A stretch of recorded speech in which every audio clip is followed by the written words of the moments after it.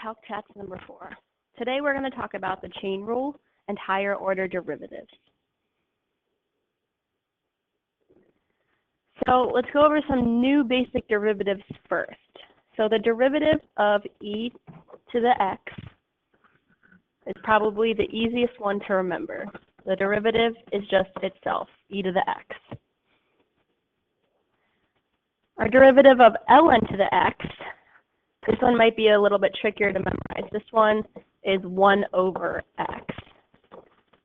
So the derivative of ln of x is 1 over x. And this last one is kind of just a more generalized one. This should be the square root of x cubed. So first thing I want to do before I convert this, or before I take the derivative, is convert it to x to the 3 halves.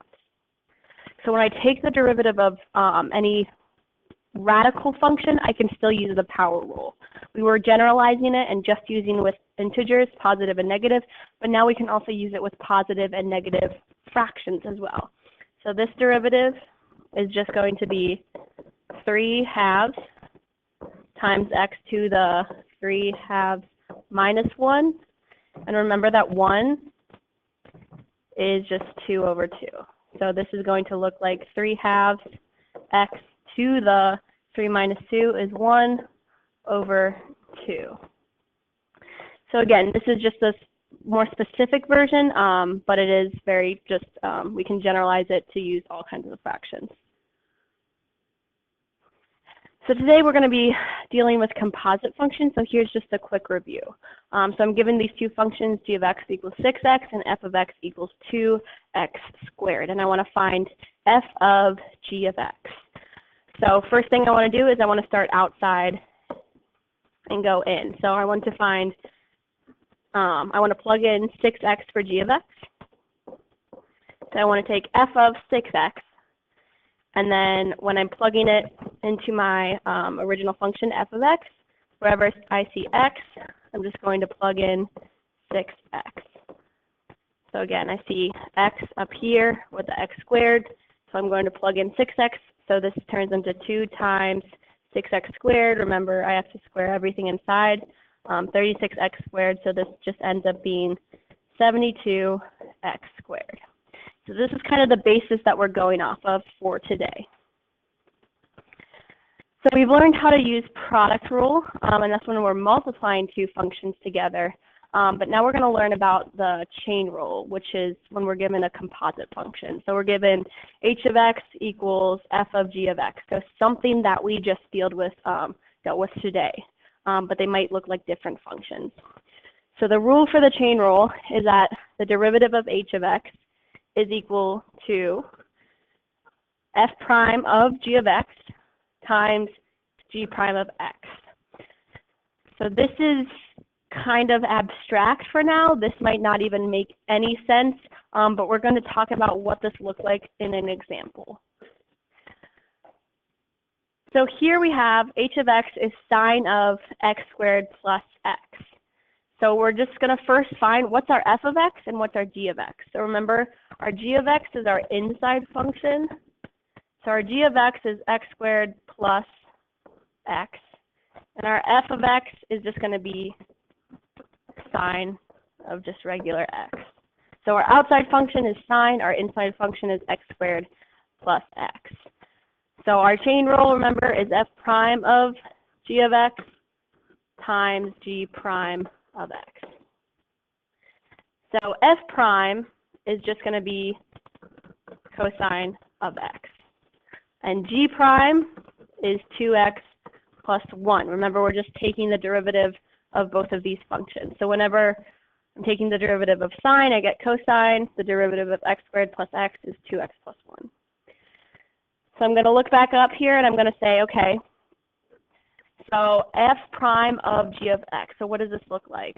So I take my f prime and I still have my original g of x on the inside. So all I did was I just took the derivative of the outside sine of x, kept what's plugged in, And then I'm going to multiply this by 2x plus 1, and that's going to be my final answer.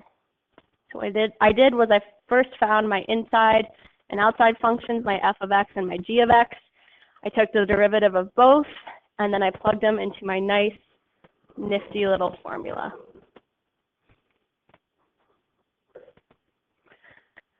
All right, so again, we're given y equals ln of x squared minus 6x.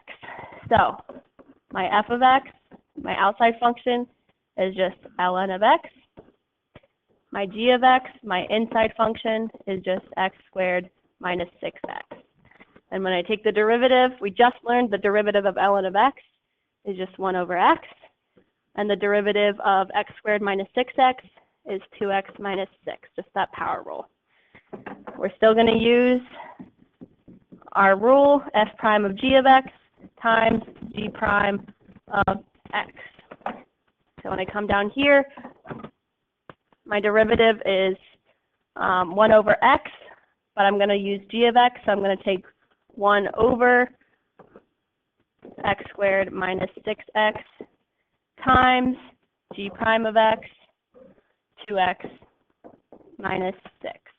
And this is going to be the derivative of ln of x squared minus 6x. So far we've just been finding the first derivative. So if I look back on my previous function, this was the first derivative. So that just meant I took the derivative one time. We're going to be talking about higher order derivatives. So what that means is second, third, fourth, fifth, sixth, whatever. We can go as many times as we need to. So our rule for finding multiple derivatives or higher order derivatives is to just keep going, just to keep taking the derivative. So find the second derivative of this function. So 9x to the fourth minus 6x plus 12, I can just use my power rule. So v prime, this is my first derivative, 4 times 9, 36x, 4 minus 1 is 3, and then minus 6, and then the derivative of 12 is 0. So that's my first derivative. So we've done the first step. And then now to get to my second derivative, I can denote this with 2 apostrophes instead of 1. So then I'm going to multiply 36 times 3, and I get 108, and then x to the 3 minus 1 is just 2. And then the derivative of negative 6 is just 0. So my second derivative, v double prime, is 108x squared. Now this is asking me to find the fourth derivative of the function. So first thing I need to do is I need to find the first derivative. So g prime of x of negative sine x is just going to be negative cosine x. G double prime of x,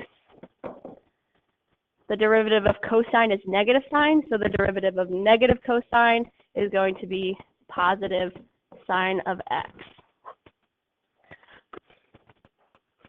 When I take my third derivative, I can use 3 apostrophe marks, 3 derivative marks, and the derivative of sine x is just regular cosine x. And then for the fourth derivative and up, we denote it almost as a power in parentheses. So we put 4 in parentheses. This means the fourth derivative. So the derivative of cosine we take is negative sine x. So this is the fourth derivative.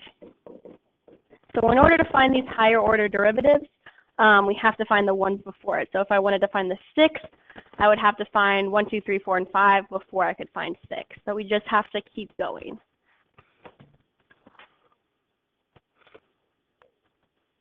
So this is it for our chain rule and higher order derivatives. Please come to class with any questions you may have about either topic, and please like and subscribe this video. Thank you.